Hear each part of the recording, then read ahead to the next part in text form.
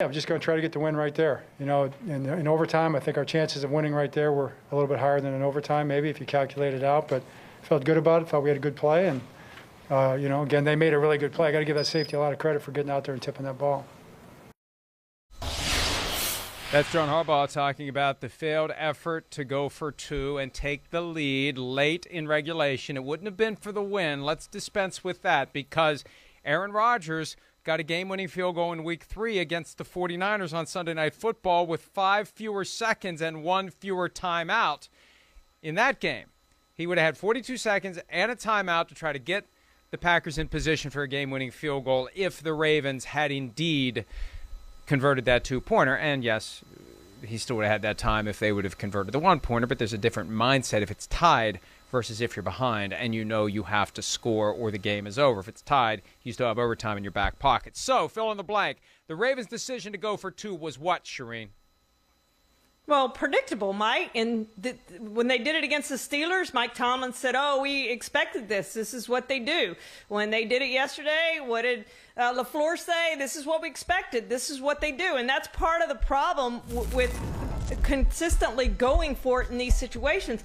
My bigger question is, why didn't they go for it when they scored with 4:47 left? They're down 31-23 and they kicked the extra point. I would have gone for it there. That gives you 2 opportunities to get it. And I don't know, I looked, if John Harbaugh was asked that question about why they didn't go for it after that touchdown with 4:47 left and why they ended up going for it with 42 seconds left. Now, analytics, if you want to follow analytics said they should have kicked the extra point in that situation. 51% was what it came up to. It's basically a coin flip at that point.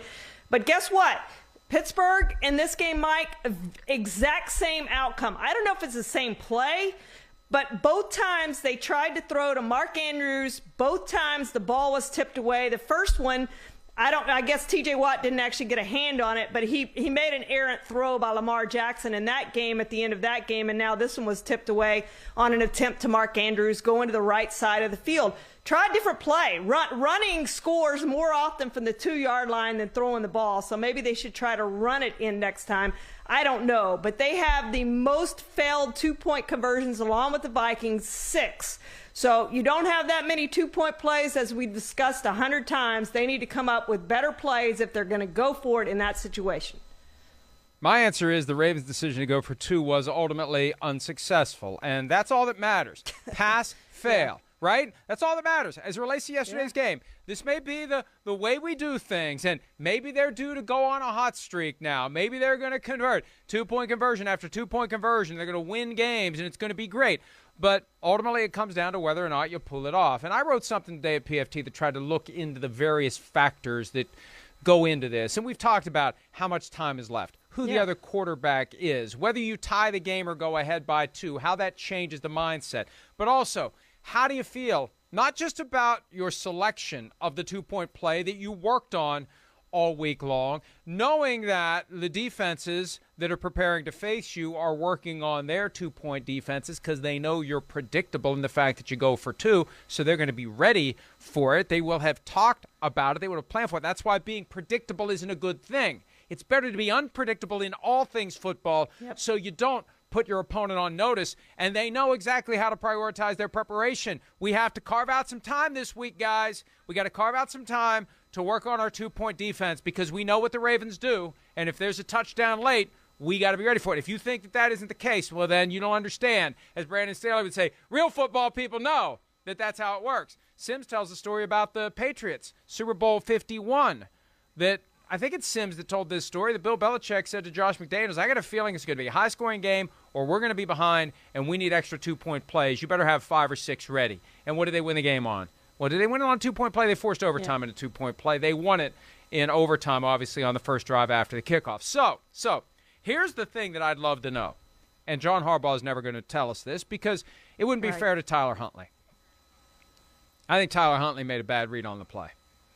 And I think John Harbaugh talking about the safety getting over to make the play is his way of tactfully pointing out that Hollywood Brown was wide open in the end zone, and that was the I think that was the strategy of the play, when you roll Tyler Huntley to the right and you basically cut the field in half, you got two options. Well, three if he runs it.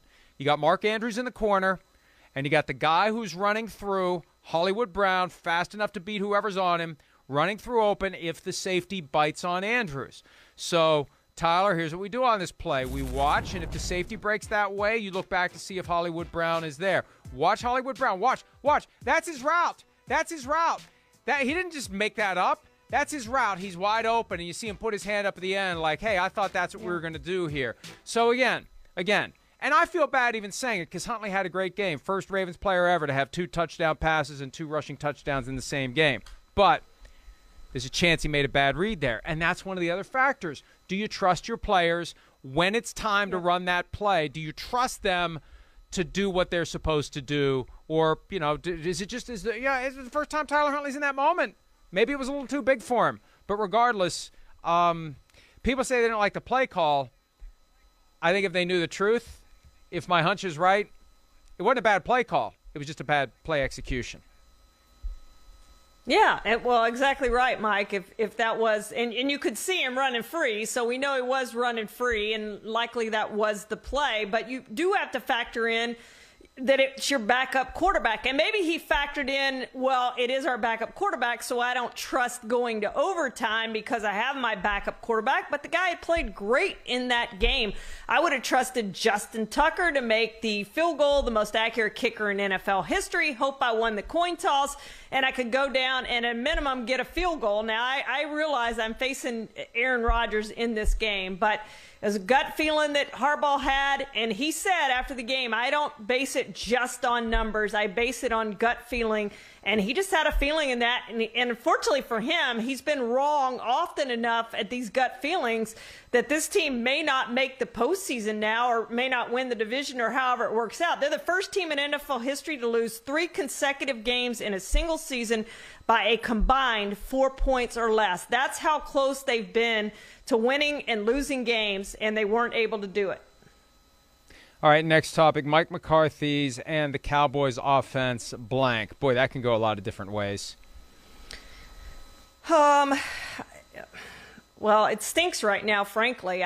They forced 4 turnovers in the last 3 games, and they've scored 27, 27, and 21. The defense has been terrific. The offense has not been good enough to this point. And they had a chance right before the half, Mike, when they let the clock run down and tried a last-second field goal going into the half. They could have called a timeout earlier, their last timeout, and actually had another play. But I'm not so sure that Mike McCarthy didn't trust his offense. I think he said, hey, I'm taking the 3 points here. Let's go into halftime. They're not going to score on my defense. I'll be comfortable with that. So I think that's how little right now he trusts this offense. Whatever it is, whether it's Kellen Moore's play calling, whether it's Dak Prescott having some sort of physical, mental, whatever it is, this offense has not been the same as it was the first 6 games of the season. Yeah, and that's absolutely right. Look, the offense right now remains a work in progress. We didn't have significant production yesterday that we could see from the running game. Dak Prescott isn't the guy he was those first 6 games before he injured his calf. He says he's 100%. Charean, we applied the Charean Williams rule last week when Miles Simmons and I were talking about this. Hey, if you're not healthy, then you just stink. You decide. It's up to you. Sorry, Dak. I love Dak Prescott, and he was an MVP candidate to start the season. Just feels like they're hanging on right now. Meanwhile, they climbed the ladder because they won. Yeah. Cardinals lost. Buccaneers lost. The dream is still alive for the Cowboys to actually be the number 1 seed in the NFC. That's how tightly packed everything is. All right, I couldn't believe what, Charean? Well, I couldn't believe that the Saints shut out the Bucs. What an effort by Dennis Allen and that Saints defense. But for whatever reason, they have Tom Brady's number, and they have it really, really good. 7th consecutive victory that New Orleans has beaten Tampa Bay in the regular season. We know what happened in the postseason. But this was a hat and T-shirt game for the Bucs, Mike. They had the chance to win the division at home. They haven't won the division since 2007, and they go out there and lay the egg. Only the 3rd shutout Tom Brady has suffered in his career, and he'd gone 255 consecutive games without one. Just stunning the way that Saints defense played against the Bucs' woeful offense that was leading the league in scoring. Hey, and if that doesn't get Dennis Allen some interviews for head coaching vacancies, I don't know what will. Absolutely. I don't know what else he can do. If I'm Dennis Allen, I say to the NFL at large, what else am I supposed to do? Shut out Tom Brady for the first time in more than 15 years while serving not just as defensive coordinator but head coach. What else am I supposed to do? You tell me. Is there some straw that I'm supposed to spin into gold? Is there some other magic trick that I can perform for you? What else can I do other than prove to you that I can run a good defense? Oh, yes, and I can also coach a team while I'm running the very good defense. I couldn't believe that the Lions beat the Cardinals, and I think that's all we need to say about that. The Lions beat the Cardinals. We talked about it earlier. I don't believe it. I would have never believed it. I still don't want to process it, and I can't imagine how Cardinals fans feel the day after that one. Last one. Biggest disappointment of the weekend was, as we watched Kyler Murray, not looking like the Kyler Murray who was an MVP candidate, but the biggest disappointment of the season was what, Charean? Well, I think all the COVID disruptions, and you look at what the Browns are going through today with not having their top two quarterbacks, I just think it's going to affect competitively what happens in the postseason. And I think it's unfortunate for some of these things that some of these teams that their games either got postponed or they're still going to be without players as they go into these games.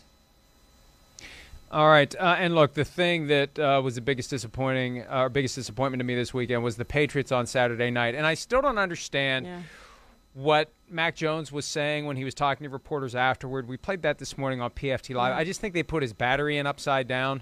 Oh, he's so flat and monotone. But he said something about we were feeling sorry for ourselves coming off of the bye week. Well, he's like mixing up his sayings. You know, it's like Woody from Toy Story, and his voice box has gotten busted, and it's mashing together the sayings.